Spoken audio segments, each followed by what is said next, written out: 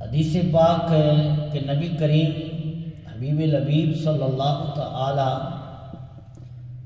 علیہ وآلہ وسلم نے ارشاد فرمایا زینوا مجالسکم بالصلاة علیہ فإن صلاتکم نور لکم یوم القیامہ او کما قال صلی اللہ تعالی علیہ وآلہ وسلم۔ آپ علیہ السلام نے ارشاد فرمایا کہ اپنی مجالس، اپنی محافل مجھ پر درود پاک پڑھ کر ان کو مزین کرو، کہ فرمایا کہ تمہارا پڑھا ہوا جو درود ہے یہ قیامت کے دن تمہارے لیے نور ہوگا۔ اور دوسری حدیث کا مفہوم ہے کہ کثرت کے ساتھ درود پاک پڑھنے والے کو پل صراط پر نور عطا کیا جائے گا۔ اور پھر آگے فرمایا کہ جس کو پل صراط پر نور مل جائے گا وہ جہنم میں نہیں جائے گا، وہ جنت میں جائے گا۔ تو یہ نور اس کو دیا جائے گا جو سرکار علیہ السلام کی ذات پہ کثرت کے ساتھ درود پاک پڑھنے والا ہوگا۔ تو درود پاک کی کثرت باعث اجر اور باعث ثواب ہے۔ حصول برکت کے لیے ایک مرتبہ بارگاہ رسالت میں ہدیہ درود السلام کا عرض کر لیجئے۔ الصلاۃ والسلام علیک یا سید یا رسول اللہ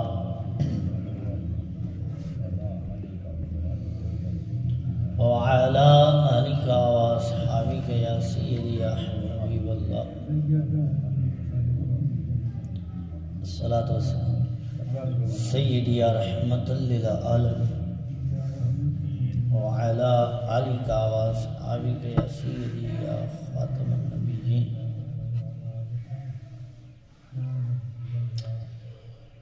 معزز سامعین، بزرگوں اور دوستو، قرآن پاک کہ دو جگہوں سے پڑھنے کا شرف حاصل ہوا ہے۔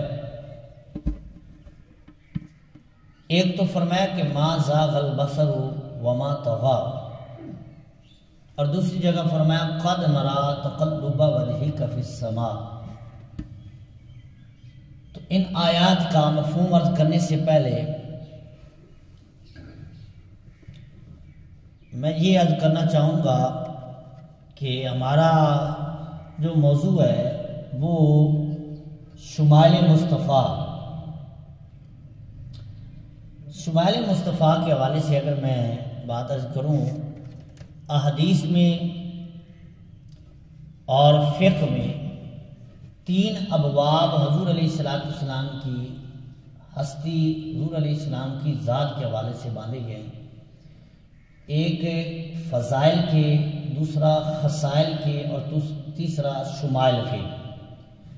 فضائل کہتے ہیں کہ وہ احادیث اور آیات جن میں حضور علیہ السلام کی فضیلت کو بیان کیا گیا ہے، یعنی فضیلت کی باتیں جہاں آئیں ان کو کہتے ہیں فضائل۔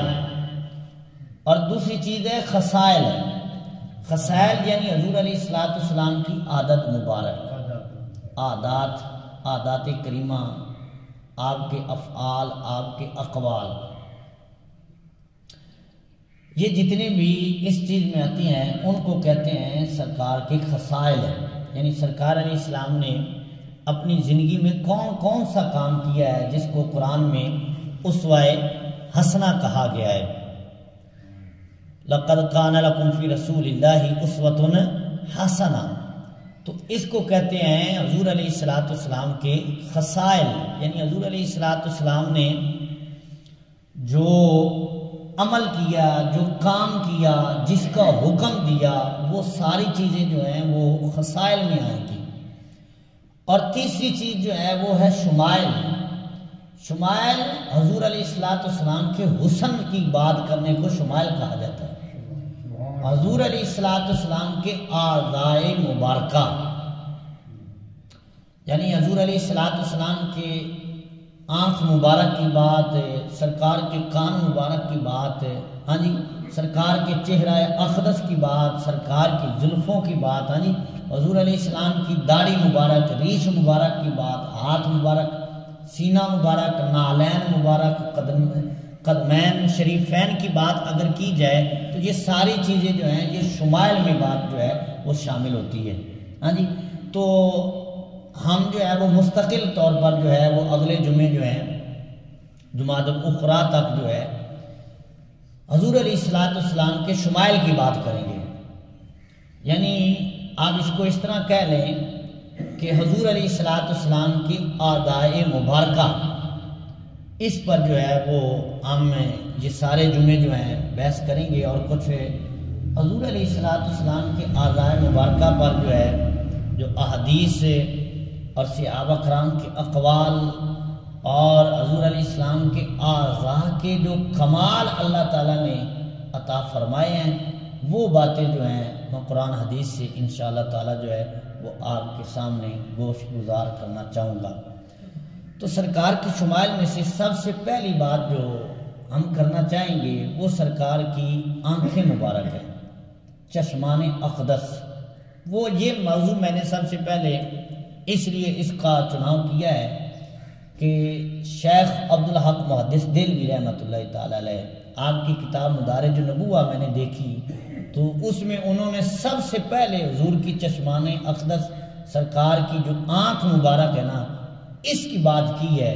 تو پھر میں نے بھی یہ جو میرا بھی دل کیا کہ کیوں نہ ہو کہ عبدالحق محدث دہلوی رحمۃ اللہ تعالی علیہ آپ کے طریقے پر جو ہے سب سے پہلے ہم بھی حضور علیہ السلام کے چشمان اقدس، سرکار کی آنکھ مبارک کی بات کریں گے کہ اعلیٰ حضرت فرماتے ہیں جس طرف اٹھ گئی دم میں دم آ گیا، ہاں جی، جس طرف اٹھ گئی دم میں دم آ گیا، اس نگاہ عنایت پہ لاکھوں سلام۔ ہاں جی، کس کو دیکھا یہ موسیٰ سے پوچھے کوئی، کس کو دیکھا یہ موسیٰ سے پوچھے کوئی، آنکھ والوں کی ہمت پہ لاکھوں سلام۔ تو حضرات گرامی، اللہ تعالیٰ نے حضور علیہ السلام کی پیاری آنکھیں جو تھیں ان کو ظاہری حسن بھی عطا فرمایا تھا اور باطنی حسن بھی عطا فرمایا تھا۔ ظاہری حسن تو یہ ہے کہ جو دیکھنے میں سرکار کی آنکھ جو ہے وہ بڑی خوبصورت لگتی تھی، اور باطنی حسن یہ ہے کہ سرکار کی نگاہ اٹھتی تھی تو کوئی پردے نہیں رہتے تھے، سرکار آسمانوں کو بھی دیکھتے تھے، تحت الثری تک بھی دیکھتے تھے۔ سرکار کی آنکھ سے جو ہے وہ کسی قسم کا کوئی پردہ جو ہے وہ حائل نہیں ہو سکتا۔ یہ تو جاہل قسم کے لوگ جو ہیں انہوں نے یہ بات کہی جو کہ قرآن حدیث میں تو ملتی نہیں ہے کہ معاذ اللہ ثم معاذ اللہ حضور کو دیوار کے پیچھے کا علم نہیں ہے۔ یہ ان کا کوئی نبی ہوگا، کانا نبی ہوگا ان کا، مرزا جیسا، جس کو دیوار کے پیچھے کچھ نظر نہیں آتا ہے۔ ہمارے تو وہ آقا ہیں کہ جن کو قیامت تک کا علم اللہ تعالیٰ نے ان کو عطا فرما دیا ہے۔ ہاں جی، حضور علیہ السلام کی آنکھ بصارت میں اللہ تعالیٰ نے وہ طاقت رکھی ہے کہ حضور علیہ السلام مدینہ شریف میں بیٹھ کر اگر آنکھ کو اٹھائیں تو سرکار کی نگاہ مبارک جو ہے وہ جنت کی بھی سیر کر لیتی ہے۔ ہاں جی، سرکار علیہ السلام سے کوئی شے پوشیدہ نہیں ہے۔ تو حضرات گرامی، آئیے اپنے موضوع کی طرف، یہ میں نے تمہیداً باتیں جو ہیں عرض کی ہیں، اور انشاءاللہ تعالی مستقل جمعے جو ہیں آگے اسی موضوع پر، شمائل مصطفیٰ پر میں گوش گزار آپ کے کرنا چاہوں گا، اور حضور علیہ السلام کے اعضائے مبارکہ میں جو اللہ تعالیٰ نے کمال رکھے ہیں وہ آپ سنیں گے تو ہمیں سمجھ آئے گی کہ اللہ تعالیٰ نے جب حضور کے اعضاء میں اتنا کمال رکھا ہے تو اللہ تعالیٰ نے اپنے محبوب کی ذات میں کتنا کمال رکھا ہوگا۔ ایک ایک عضو میں وہ کمال ہے کہ جو کائنات میں کسی اور کو نصیب نہیں ہوا، وہ اللہ تعالیٰ نے اپنے محبوب کو عطا فرمایا ہے۔ تو حضرات گرامی، حضور علیہ السلام کی آنکھ مبارک کا ایک تو ظاہری حسن تھا کہ سرکار علیہ السلام کی دونوں آنکھیں جو ہیں وہ بہت ہی دیکھنے میں خوبصورت نظر آتی تھی، اور سرکار علیہ السلام کی بھومیں، یہ جو جس کو ہماری زبان میں برپٹے بھی کہتے ہیں، یہ گھنے تھے اور آپس میں ملے ہوئے تھے، یہ درمیان میں جو فاصلہ نہیں تھا، یہ آپس میں ملے ہوئے تھے، اور سرکار علیہ السلام کی پلکیں مبارک جو ہے یہ طویل تھی، چھوٹی نہیں تھی، اور پھر حضور علیہ السلام کی آنکھ مبارک جو ہے وہ سرخی مائل تھی، ہاں جی، اور بعد میں یہ بھی قول کیا کہ حضور علیہ السلام کی جو آنکھ مبارک ہے اس میں سیاہی نظر آتی تھی، سیاہ آنکھیں تھیں، اور پھر حضور علیہ السلام کی آنکھ مبارک کو جو اللہ تعالیٰ نے باطنی حسن عطا فرمایا، ظاہری حسن تو یہ ہے کہ جس نے دیکھا پھر وہ حضور کا ہی ہو گیا، اور باطنی حسن یہ ہے کہ جس کو حضور نے دیکھ لیا وہ بھی حضور کا ہی ہو گیا، یعنی سرکار علیہ السلام کی نظر جس پر محبت سے پڑ گئی نا، پھر وہ گیا نہیں، وہ حضور کا کلمہ پڑھ کے حضور کا غلام ہی بن کے گیا، اور اس طرح کی روایات، ایک روایت میں عرض کر کے پھر قرآن پاک کی آیات کی طرف میں اپنی بات عرض کروں گا۔ حضرت داہیہ کلبی یہ سرکار علیہ السلام کے صحابی رسول ہیں، آپ صحابہ کرام میں بہت زیادہ حسین تھے۔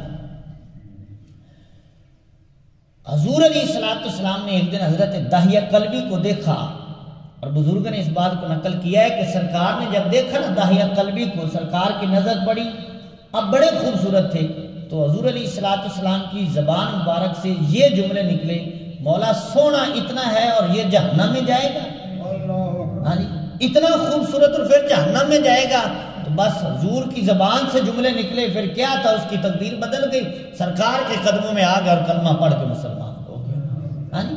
حضور علیہ السلام کی نگاہ کا یہ حسن تھا، اور پھر دیکھیے اللہ تعالیٰ نے ارشاد فرمایا ما زاغ البصر وما طغى، فرمایا کہ یہ معراج کی بات ہو رہی ہے، سورہ نجم 27واں پارہ میں اللہ تبارک و تعالیٰ نے ارشاد فرمایا کہ حضور علیہ السلام کی نگاہ نے اللہ کو دیکھنے سے جو ہے وہ عدول نہیں کیا، اس کو آپ اس طرح کہہ لیں کہ سرکار کی نگاہ جو ہے اللہ کے جلووں میں مستغرق ہو گئی ہے، بھٹکی نہیں ہے، ادھر ادھر توجہ نہیں دی، حضور علیہ السلام نے اللہ تعالیٰ کی ذات کو دیکھا ہے اور سر کی آنکھوں سے دیکھا ہے،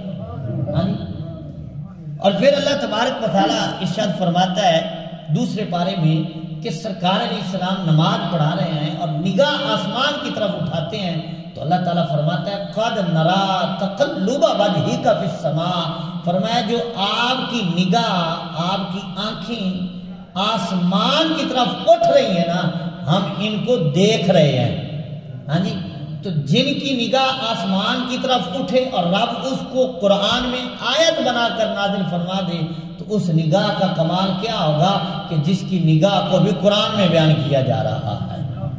اور پھر پہلے پارے میں آ جائیے، اللہ تعالیٰ نے حضرت آدم علیہ السلام کی تخلیق کو بیان فرمایا، یہ باتیں میں نے پہلے بھی تفصیلاً عرض کی ہیں، اختصاراً اشارہ کر کے میں پھر آگے چلا جاؤں گا اپنے موضوع کی طرف، کہ حضرت آدم علیہ السلام کو اللہ تعالیٰ نے جب تخلیق فرمایا نا تو اس کا قصہ اللہ تعالیٰ نے پہلے پارہ سورہ بقرہ میں بیان فرمایا ہے، فرمایا وَإِذْ قَالَ رَبُّكَ لِلْمَلَائِكَةِ إِنِّي جَاعِلٌ فِي الْأَرْضِ خَلِيفَةً، فرمایا اے محبوب یاد کرو کہ جب تمہارا رب فرشتوں سے فرما رہا تھا کہ میں ایک خلیفہ بنانے والا ہوں۔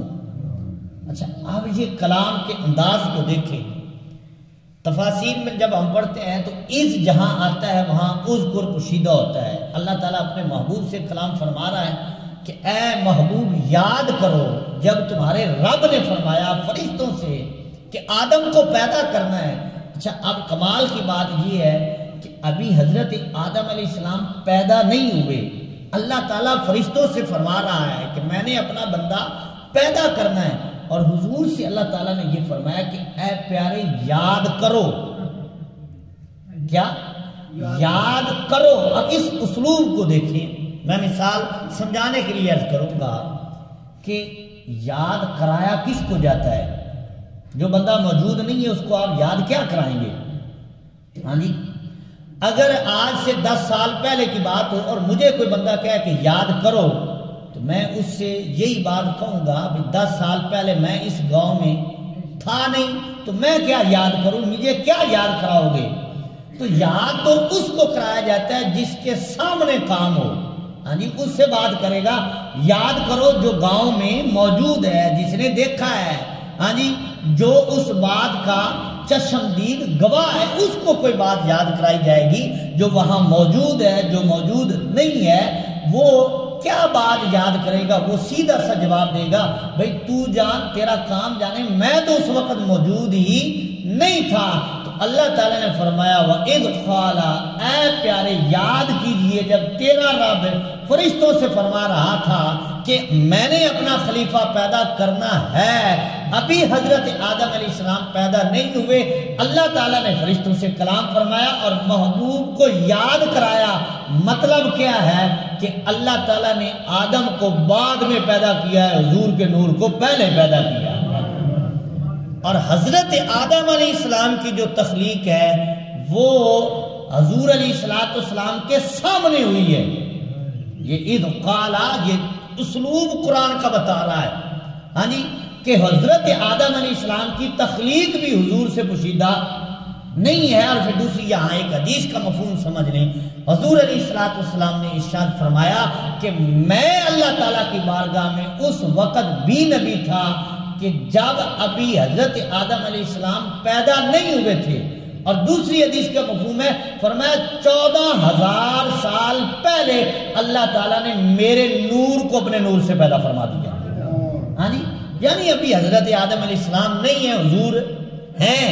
تو معلوم ہوا یہ قرآن کی آیت اور یہ اسلوب بتا رہا ہے کہ حضرت آدم علیہ السلام کی تخلیق بھی حضور سے پوشیدہ نہیں ہے، حضور تو وہ بھی جانتے ہیں۔ اور پھر دوسری بات، اب پھر آ گئی ہے آخری سپارے میں 30واں سپارہ سورہ فیل، یہ آخری 10 سورتوں میں پہلی سورت ہے سورہ فیل، اور اس کا اسلوب بھی دیکھیں۔ اور یہ اصحاب فیل کا واقعہ ہے۔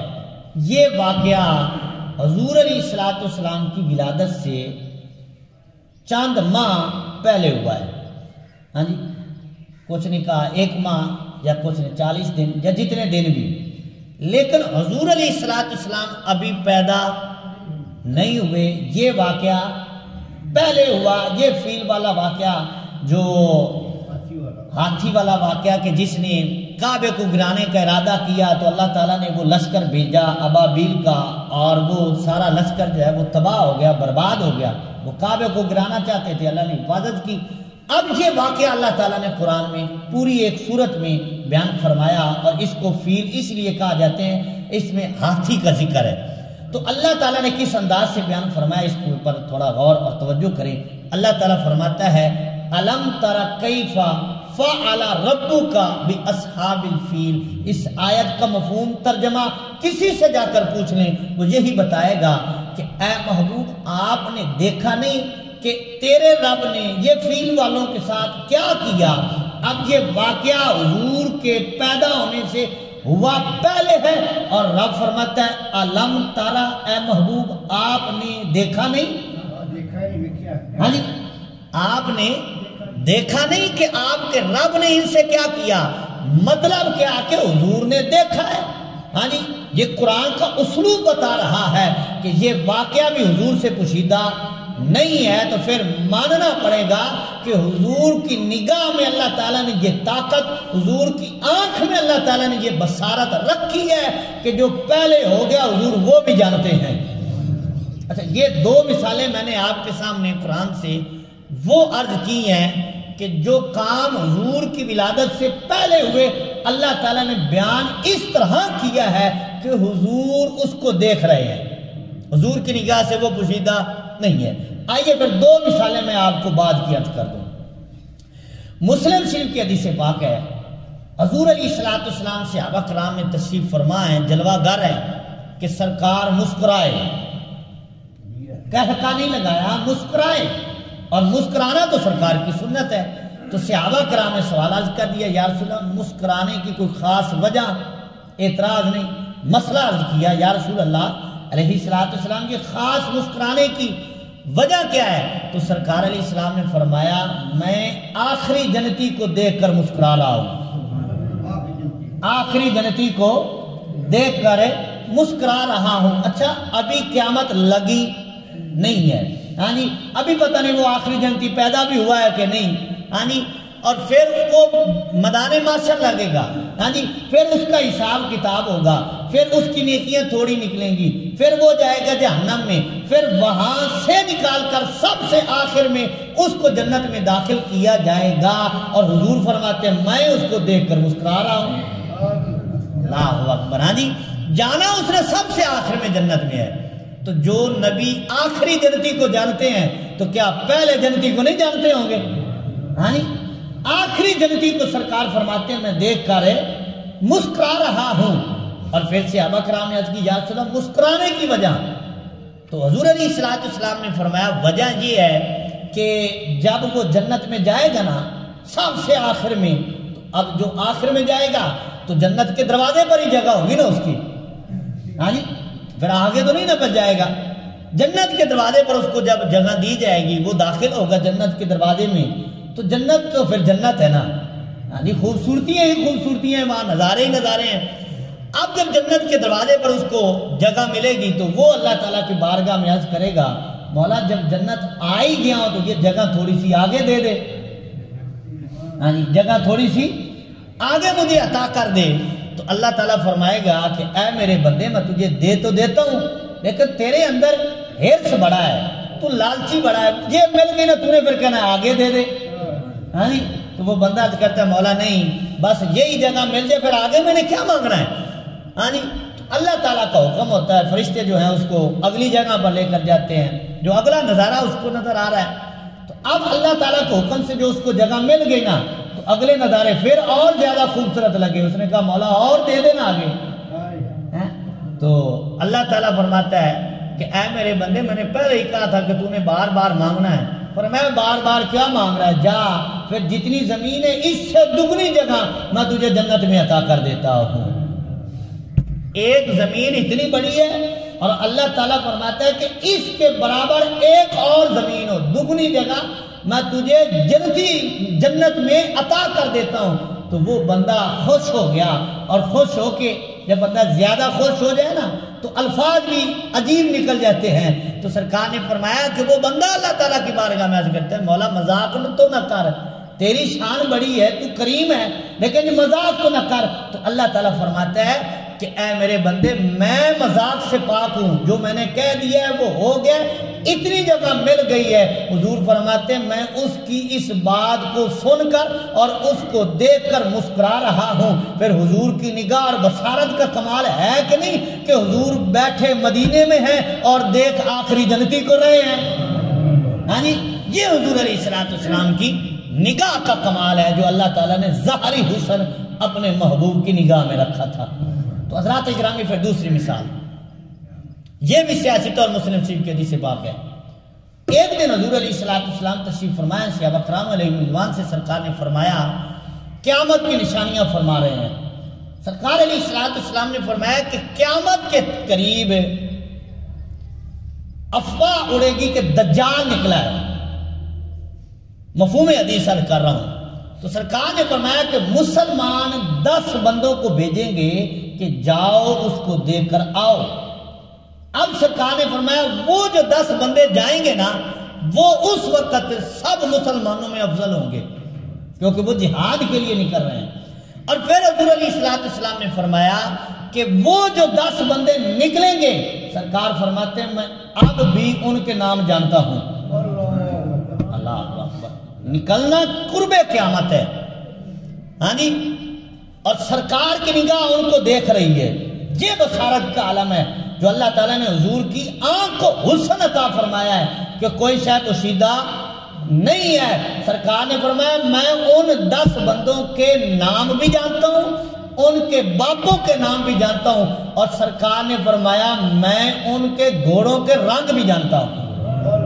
اللہ اکبر، فرمایا 10 بندے جو گھوڑوں پہ سوار ہوں گے نا ان 10 گھوڑوں کے رنگ بھی میں دیکھ رہا ہوں تو یہ حضور علیہ السلام کی نگاہ کا حسن ہے کہ حضور علیہ السلام کی نگاہ سے کوئی شے پوشیدہ نہیں ہے۔ حضور علیہ السلام جو پہلے ہو گیا وہ بھی جانتے ہیں، جو بعد میں ہوگا سرکار ہے وہ بھی جانتے ہیں، کیونکہ اللہ تعالیٰ نے اپنے محبوب کی نگاہ کو یہ کمال اور یہ حسن عطا فرمایا ہے کہ حضور علیہ السلام سے کوئی شے پوشیدہ نہیں ہے۔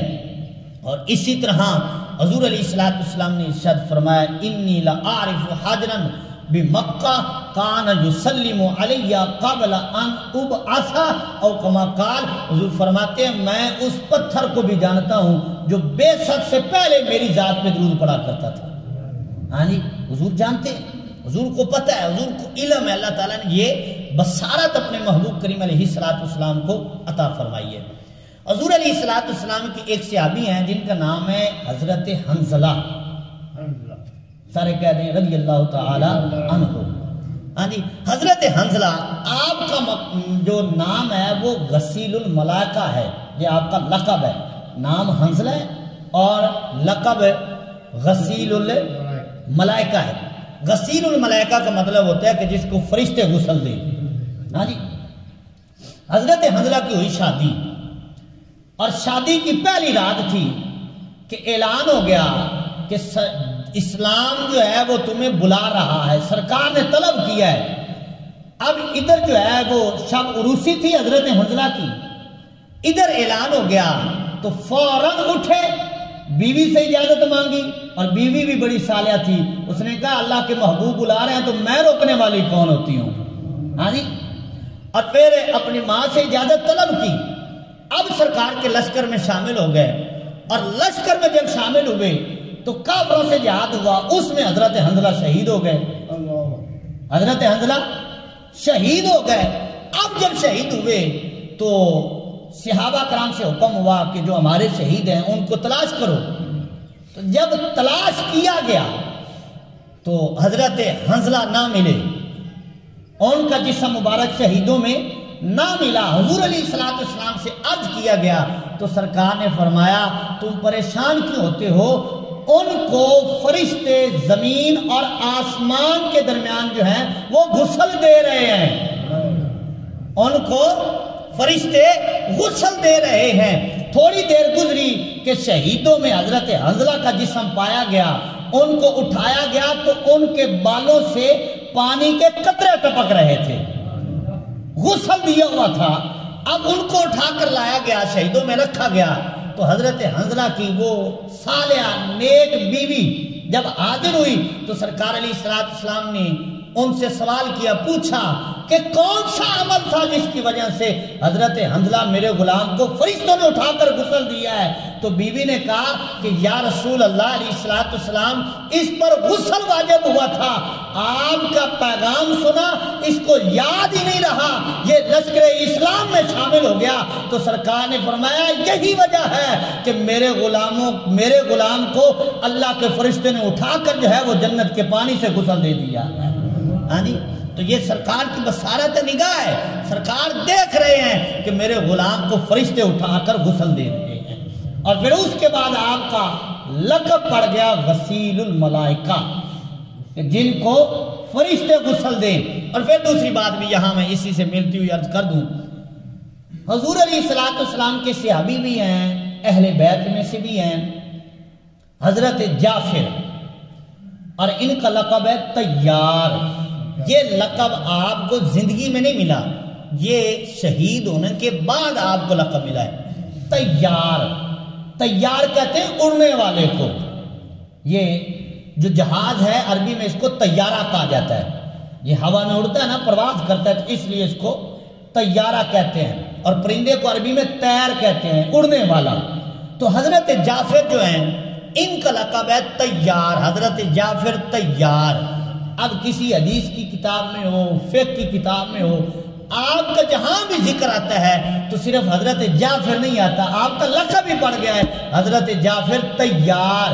یہ لقب طیار آپ کو اللہ کے محبوب نے عطا فرمایا ہے، اور یہ لقب زندگی میں نہیں عطا فرمایا، شہید ہونے کے بعد عطا ہوا ہے۔ کیسے عطا ہوا اس کو ذرا سنیے۔ جنگ موتا کے موقع پر حضور علیہ السلام نے کچھ صحابہ کرام کو وہاں بھیجا، تو اب اگلے جو تھے انہوں نے دھوکے سے صحابہ کرام کو شہید کرنا شروع کر دیا۔ اب حضور علیہ السلام ادھر مدینہ شریف مجلس لگی ہوئی ہے، محفل لگی ہوئی ہے، صحابہ کرام سرکار کی خدمت میں حاضر ہیں کہ سرکار علیہ السلام کی چشمان اقدس سے آنسو جاری ہو جاتے ہیں اپنے غلاموں کے لیے۔ اور دوسری بات یہ ہے کہ سرکار اپنے اتنے غلاموں سے اتنا پیار کرتے ہیں کہ موتا کے موقع پر حضور کا غلام شہید ہو تو حضور مدینہ میں بیٹھ کر ان کے لیے آنسو بہاتے ہیں، اور یہ محبت کے آنسو ہیں۔ ہاں جی، اچھا، تو سرکار علیہ السلام کی جب چشمان اقدس سے آنسو موتیوں کی صورت میں بہے نا، تو صحابہ کرام نے عرض کی یا رسول اللہ علیہ السلام یہ رونے کی کوئی خاص وجہ؟ تو سرکار علیہ السلام نے ارشاد فرمایا کہ اس لیے رو رہا ہوں کہ اب میرے فلاں غلام کو شہید کر دیا گیا ہے اور جھنڈا فلاں غلام نے پکڑ لیا ہے۔ ادھر شہید ہو رہے ہیں سرکار، ادھر ساری ہسٹری بیان کر رہے ہیں۔ یہ حضور کی نگاہ کا کمال ہے۔ ہاں جی، وہاں ان کو شہید کیا جا رہا ہے اور یہاں سرکار ان کی ہسٹری بتا رہے ہیں کہ اب فلاں شہید ہو گیا، فلاں نے جھنڈا پکڑ لیا، اب فلاں شہید ہو گیا، فلاں نے جھنڈا پکڑ لیا، اور پھر سرکار نے فرمایا اب جھنڈا جعفر نے پکڑ لیا ہے۔ تو پھر حضرت جعفر رضی اللہ تعالیٰ نے لڑے یہاں تک کہ آپ کے دونوں بازو جو ہے ان کو کاٹ دیا گیا۔ پہلے ایک ہاتھ سے پکڑا ہوا تھا وہ کاٹا، پھر دوسرے ہاتھ میں جھنڈا پکڑ لیا، پھر اس کو بھی کاٹ دیا گیا۔ پھر یہاں تک کہ سرکار نے فرمایا اب انہوں نے جھنڈا جو ہے وہ اپنی گردن میں پکڑ لیا ہے۔ ہاں جی، تو اس طرح آپ کے دونوں بازو جو ہیں وہ اسلام کے لیے کاٹے گئے۔ تھوڑی دیر گزری تھی کہ اللہ کے محبوب مسکرانے لگ گئے۔ ہاں جی، سرکار مسکرائے تو صحابہ کرام نے عرض کی یا رسول اللہ، پہلے آپ کے چہرے پر غم تھا، آنسو تھے، اور ابھی آپ مسکرانے لگ گئے ہیں، اب مسکرانے کی کیا وجہ ہے؟ سرکار نے فرمایا مسکرایا اس لیے ہوں کہ جتنے بھی شہید ہوئے ہیں سارے ہی جنت میں چلے گئے ہیں۔ ہاں جی، سارے ہی جنت میں چلے گئے ہیں۔ اور پھر آگے سرکار نے فرمایا کہ حضرت جعفر جنہوں نے اسلام کے لیے 2 بازو پیش کیے نا، اللہ تعالیٰ نے ان کو جنت میں 2 پر دے دیے ہیں، 2 پر دیے ہیں، اور سرکار نے فرمایا وہ ان پروں کے ساتھ جو ہے وہ جنت میں پرواز کر رہے ہیں، جنت کی سیر کر رہے ہیں، یعنی بازوؤں کے بدلے اللہ نے ان کو پر دیے ہیں اور وہ اڑ رہے ہیں، جنت میں پرواز کر رہے ہیں، سیر کر رہے ہیں۔ تو حضور کی زبان سے نکلا، پھر حضرت جعفر کا لقب پڑ گیا حضرت جعفر طیار، یعنی جو پرواز کرنے والے ہیں۔ اور یہ کب لقب ملا ہے؟ شہید ہونے کے بعد۔ اور دیا کس نے؟ حضور نے دیا ہے۔ کیسے دیا ہے؟ ان کو جنت میں پرواز کرتے ہوئے دیکھ کر دیا ہے۔ ہاں جی، اب یہاں دیکھیں حضور کی نگاہ کا کمال، یہ وہ حضور کی آنکھ میں حسن اللہ نے رکھا ہے کہ جو ہر شے کو دیکھ لیتے ہیں۔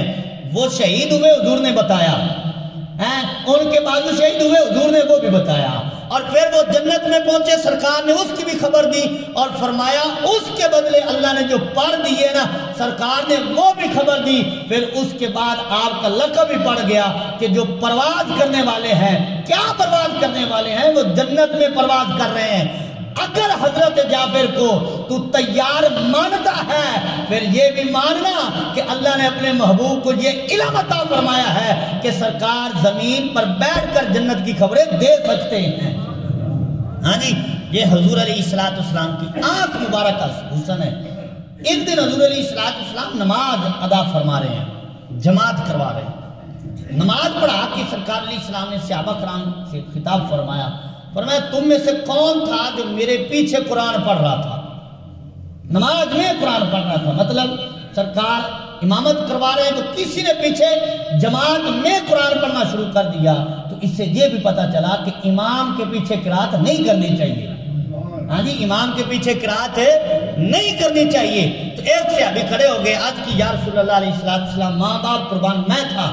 تو سرکار علیہ السلام نے فرمایا تم کیا سمجھتی ہو کہ میں جب نماز پڑھا رہا تو تمہیں آگے دیکھ رہا تھا؟ فرمایا نا تمہارے رکوع بھی مجھ سے پوشیدہ کوئی نہیں ہے اور تمہارے خشوع بھی مجھ سے پوشیدہ کوئی نہیں ہے۔ ہاں جی، رکوع اور خشوع یہ 2 چیزیں ہیں۔ سرکار نے دونوں چیزوں کا کیوں فرمایا؟ اس پہ تھوڑا غور کریں.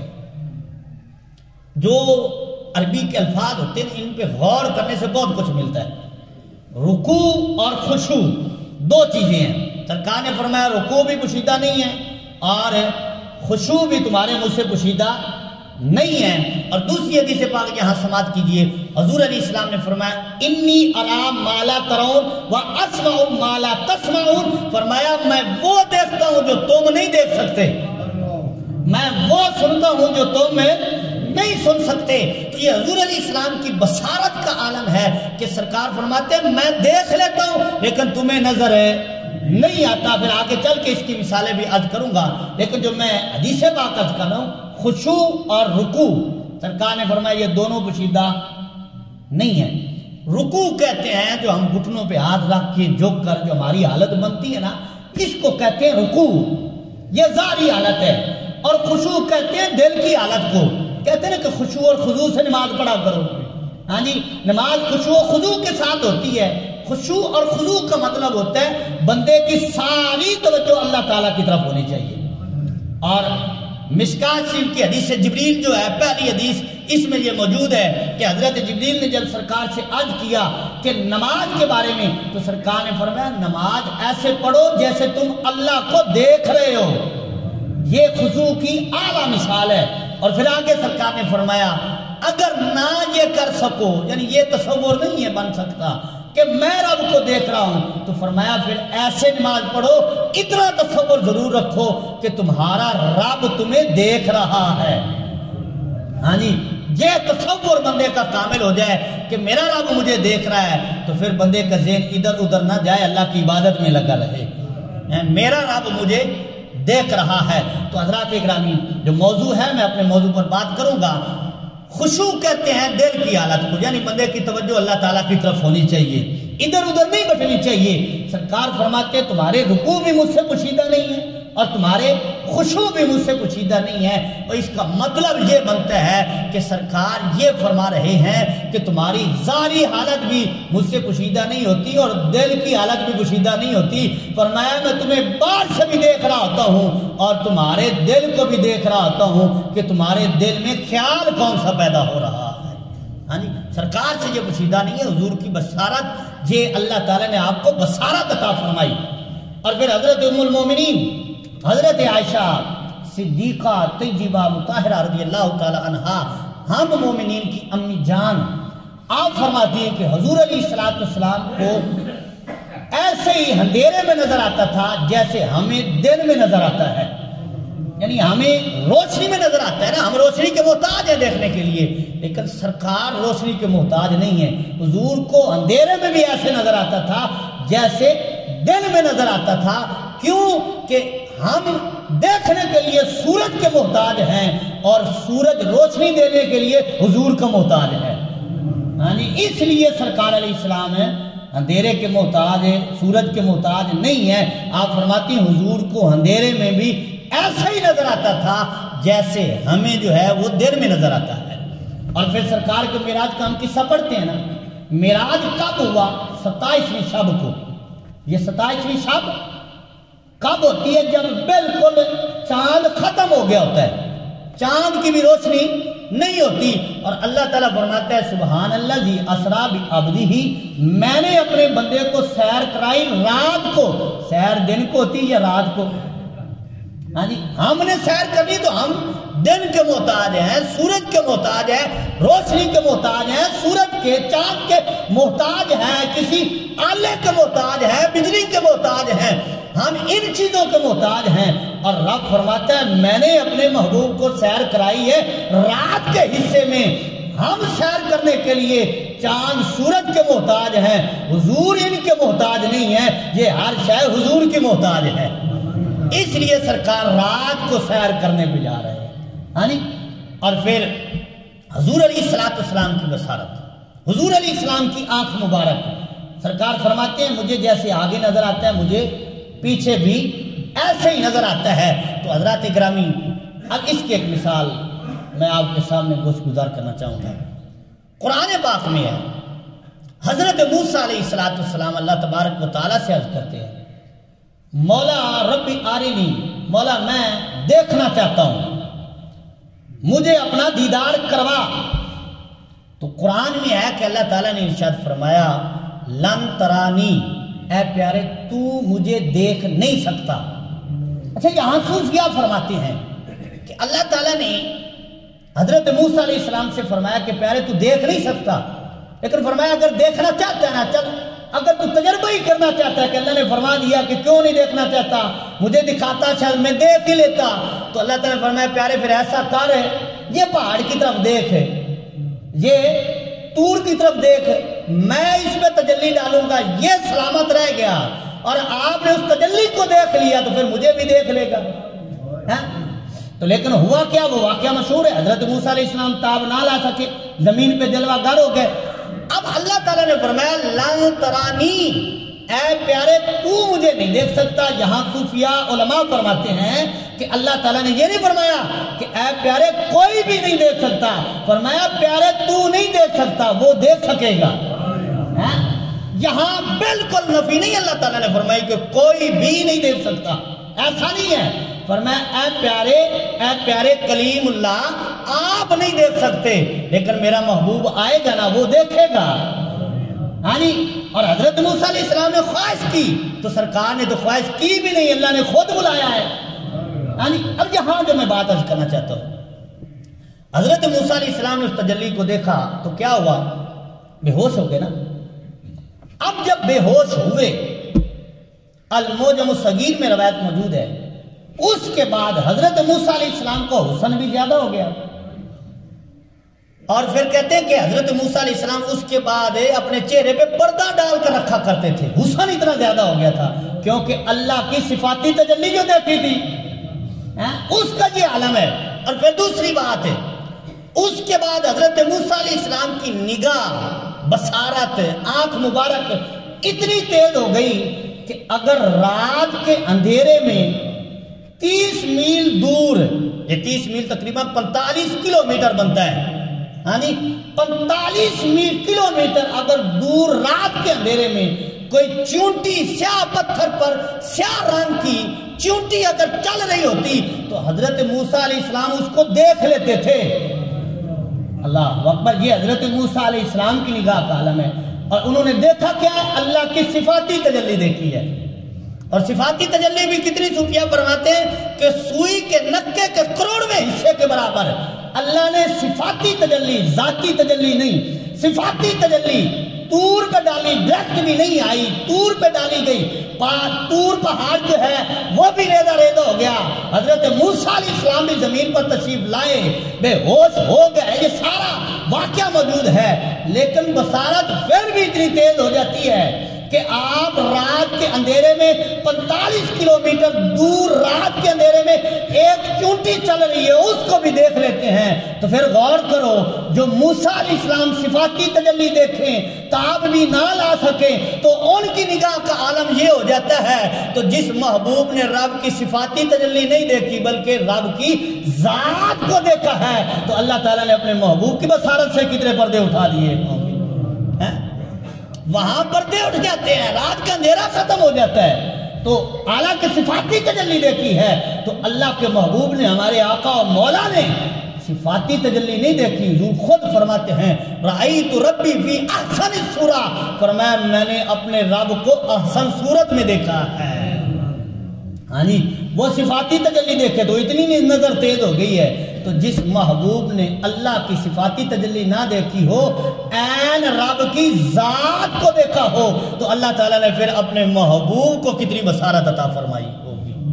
بخاری شریف کے جسے واقع ہے، حضور علیہ السلام نے ارشاد فرمایا واللہ ما اخاف علیکم ان تشرکوا بعدی ولکن اخاف علیکم ان تنافسوا فیہا او کما قال۔ حضور علیہ السلام نے فرمایا کہ مجھے کوئی خوف نہیں کہ میرے بعد میری امت شرک کرے گی۔ سرکار فرماتے ہیں مجھے میری امت پر شرک کا خوف نہیں ہے۔ جب حضور فرما رہے ہیں کہ میری امت شرک نہیں کرے گی تو یہ کون ہوتا ہے حضور کی امت پہ شرک کے فتوے لگانے والا؟ سرکار فرماتے ہیں یہ مشرک ہو نہیں سکتا، اور یہ کہہ کہ حضور کی امت مشرک ہے تو پھر سچا کون ہے؟ سچے تو اللہ کے محبوب ہی ہے نا۔ حضور سے صادق اور امین کون بڑا ہو سکتا ہے؟ تو حضرات سرکار نے گواہی دی ہے، قسم سے فرمایا ہے کہ میری امت میرے بعد مشرک نہیں ہو سکتی۔ ہاں فرمایا اتنا ہے کہ دنیا دار ہو جائیں گے، یہ بخاری شریف کی حدیث ہے، دنیا دار ہو جائیں گے، مشرک نہیں ہو سکتے۔ یار حضور کے آنے کے بعد بھی حضور کی امت میں مشرک ہونا تو پھر حضور کے آنے کا فائدہ کیا ہوگا؟ سرکار کی امت، سرکار فرماتے میری امت مشرک نہیں ہو سکتی۔ اچھا اب یہاں صوفیاء کا قول دیکھیں، علماء فرماتے ہیں کہ حضرت موسیٰ علیہ السلام وہ طور پر گئے 40 دن کتاب لینے کے لیے، آدھی امت بچڑے کی پوجا میں لگ گئی، آدھی امت مشرک ہو گئی۔ وہ سامنے جادوگر نے بچڑے کے منہ میں حضرت جبریل علیہ السلام کے قدم، وہ گھوڑے کی جو قدم سے مٹی اٹھائی بچڑے کے منہ میں ڈال دیا، وہ بولنے لگ گیا۔ تو لوگوں نے کہا یہ بولتا ہے تو پھر خدا ہے، تو اس کی پوجا میں لگ گئے، آدھی امت مشرک ہو گئی۔ اور سرکار فرماتے قیامت تک جو میرا کلمہ پڑے گا وہ مشرک نہیں ہو سکتا۔ اس کی وجہ کیا ہے؟ یہ جملہ بڑا غور سے سننے والا ہے اور بالکل آخری جملہ ہے۔ اس کی وجہ کیا ہے کہ حضرت موسیٰ علیہ السلام 40 دن کے لیے طور پہ جائیں تو آدھی امت مشرک ہو جائے، اور حضور فرماتے ہیں کہ میری امت قیامت تک مشرک نہیں ہوگی۔ اس کی ایک وجہ یہ ہے کہ حضرت موسیٰ علیہ السلام طور پر گئے، 40 دن چلہ لگایا، اللہ تعالیٰ کے جلووں میں مستغرق ہو گئے، امت سے خیال ہٹ گیا، امت سے نگاہ ہٹ گئی تو آدھی امت مشرک ہو گئی۔ اور سرکار نے فرمایا کہ میں قیامت تک کے لیے جو ہے وہ اپنی امت سے اپنی نگاہ رحمت کو ہٹاؤں گا نہیں۔ تو جس امت پر نبی کی نگاہ ہوتی ہے وہ مشرک ہو ہی نہیں سکتی۔ سرکار فرماتے میں نگاہ نہیں ہٹاؤں گا، جب میری نگاہ ہوگی تو پھر یہ مشرک نہیں ہو سکتے۔ سرکار نے فرمایا میری امت جو ہے وہ مشرک نہیں ہو سکتی۔ کس کو دیکھا؟ یہ موسیٰ سے پوچھے کوئی، آنکھ والوں کی ہمت پہ لاکھوں سلام۔ تو حضرات حضور علیہ السلام کی آنکھ میں اللہ تعالیٰ نے دونوں حسن رکھے ہیں، ظاہری حسن بھی رکھا ہے اور باطنی حسن بھی رکھا ہے۔ ظاہری حسن بھی کمال ہے اور باطنی حسن کی بھی حد کوئی نہیں ہے، جو اللہ تعالیٰ نے اپنے محبوب کی آنکھ مبارک نظر میں رکھا ہے۔ یہیں سے اگلا جمعہ جو ہے وہ انشاءاللہ تعالیٰ آغاز ہوگا۔ اللہ تعالیٰ عمل کی توفیق عطا فرمائے، آمین۔ وما علیہ الا اللہ۔ سنتے عطا فرمائے۔